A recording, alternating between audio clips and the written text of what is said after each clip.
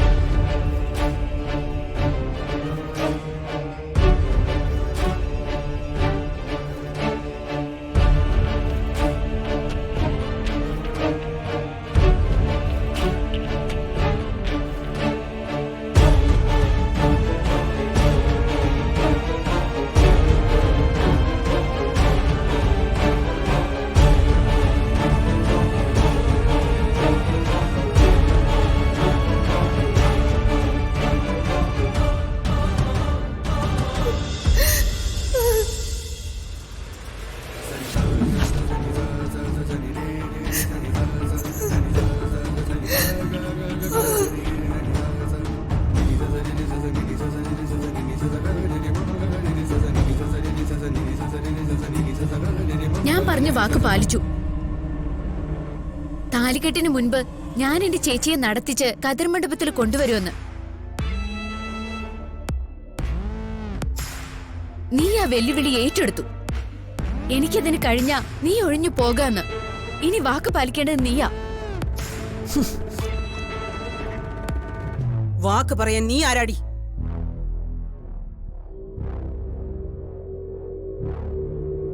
നീ എന്തെങ്കിലും വിളിച്ചു കൂവിന്ന് വെച്ച് ഞങ്ങൾ അത് അംഗീകരിച്ചു തരണോ? രണ്ട് കുടുംബങ്ങൾ ചേർന്ന് നിശ്ചയിച്ചുറപ്പിച്ച വിവാഹം ഇത്. അല്ലാതെ ബാല്യക്കാരിയല്ല വാക്ക് പറഞ്ഞത്.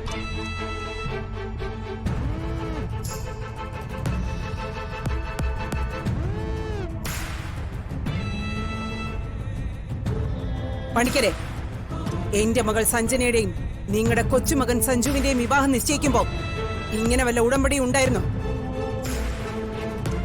ഉണ്ടായിരുന്നെങ്കിൽ മംഗലശ്ശേരി ഗംഗാധര പണിക്കർ പറയണം. ഈ കല്യാണം ആലോചിക്കുമ്പോഴും ഉറപ്പിക്കുമ്പോഴും സഞ്ജുവിനൊരു മുറപ്പെണ്ണുള്ള കാര്യമൊന്നും ആരും ചർച്ച ചെയ്തില്ല.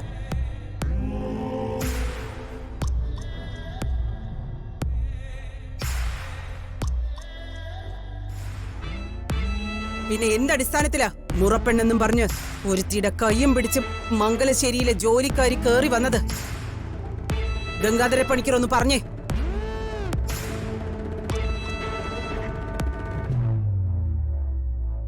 വേണ്ട മമ്മി, ഇനി ആരും ഒന്നും സംസാരിക്കണ്ട. ഇത് ഞാൻ ഏറ്റെടുത്ത വെല്ലുവിളിയാ. ഇനി സഞ്ജുമായുള്ള വിവാഹത്തിന് ഞാൻ തയ്യാറല്ല.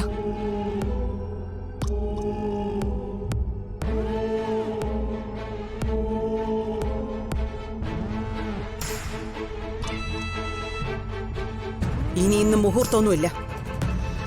ഈ നിമിഷം താലികെട്ട് നടക്കണം. തടയാൻ വരുന്നവരാരായാലും ചുട്ടിച്ചാമ്പലാക്കും ഞാൻ. മേളം മുടങ്ങട്ടെ.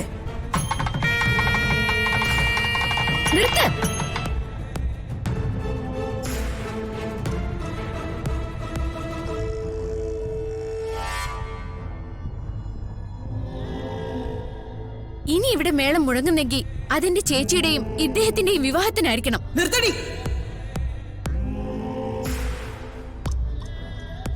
ഇനി ശബ്ദിച്ച കൊന്നുകളയുന്നില്ലേ?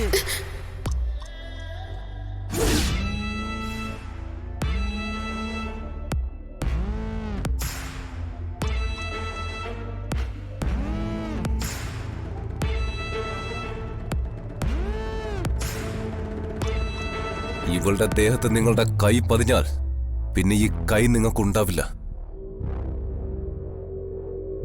വെട്ടിയറിഞ്ഞ് കളയും ഞാൻ.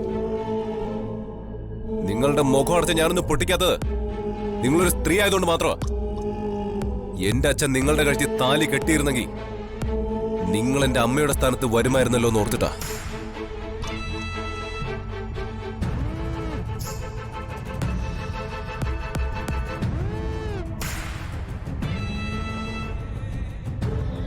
എന്താ ഇവിടെ നടക്കുന്നത്?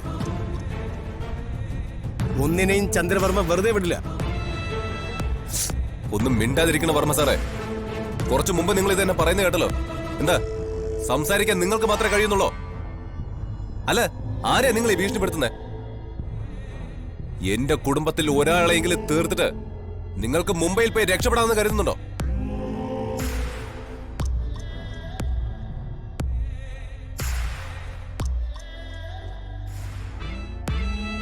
ഏത് കോട്ട കൊത്തളത്തിൽ പോയി ഒളിച്ചാലും ചുമര് തുറന്ന് ഞാൻ വരും.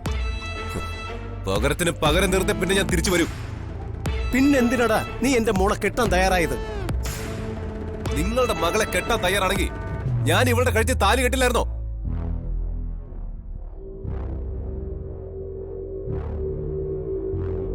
അല്ല, ഞാൻ പറഞ്ഞു നിങ്ങളുടെ മകളെ കെട്ടിക്കൊള്ളാന്ന്. നിന്നോട് ഞാൻ ചോദിച്ചല്ലേടാ? അപ്പൊ സമ്മതമാണെന്ന് നീ തന്നെയല്ലേ പറഞ്ഞത്? അതിന് മറുപടി പറഞ്ഞത് ഞാനല്ല, നിങ്ങളുടെ വാലായി നടക്കുന്ന ആ ആളാ, നമ്പീശൻ.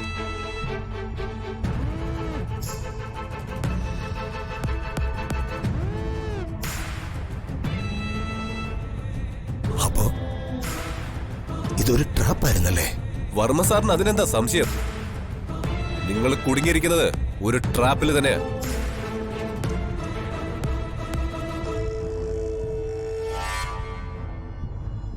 പക്ഷേ ഈ ട്രാപ്പ് നിങ്ങളുടെ ഭാര്യയും മകളും ചേർന്നുണ്ടാക്കിയതാ.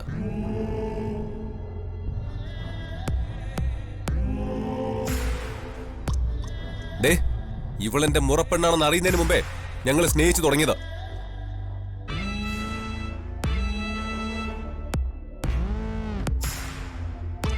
അതിന്റെ ഇടയിലേക്കാ നിങ്ങളുടെ ഈ മകള് കടന്നു വന്നത്.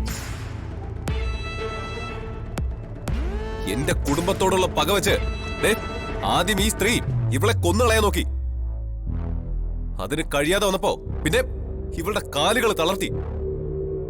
എന്റെ പാവം വീട്ടുകാരെ ശാപത്തിന്റെയും പകയുടെയും കണക്കുകൾ നിർത്തി മകളെ മംഗലശ്ശേരിയിലെ മരുമകളാക്കാൻ ശ്രമിച്ചു.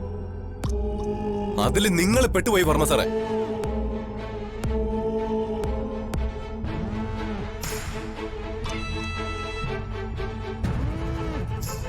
ഇവരാഗ്രഹിച്ചത് മകൾക്കൊരു നല്ല ജീവിതമല്ല. പകരം അവർക്ക് മംഗലശ്ശേരിയിൽ മരുമകളായിട്ട് കയറിക്കൂടാൻ കഴിയാത്തതിന്റെ വാശി ഇവരുടെ ഈ മകളെ കൊണ്ട് തീർക്കായിരുന്നു. കഥയറിയാത്ത നിങ്ങളൊരു വിഡിയായി. എനിക്കറിയായിരുന്നു എന്റെ പെണ്ണ് താലി കെട്ടിന് മുമ്പ് ഈ മണ്ഡപത്തിലേക്ക് കയറി വരുമെന്ന്.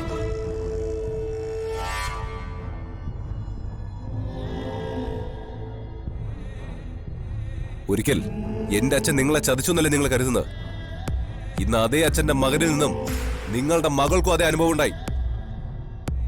ഇത് രണ്ടും ഞങ്ങളായിട്ട് നിങ്ങൾക്ക് തന്നതല്ല, നിങ്ങൾ കാലാകാലങ്ങളായി ഇരന്നു വാങ്ങിയതാ.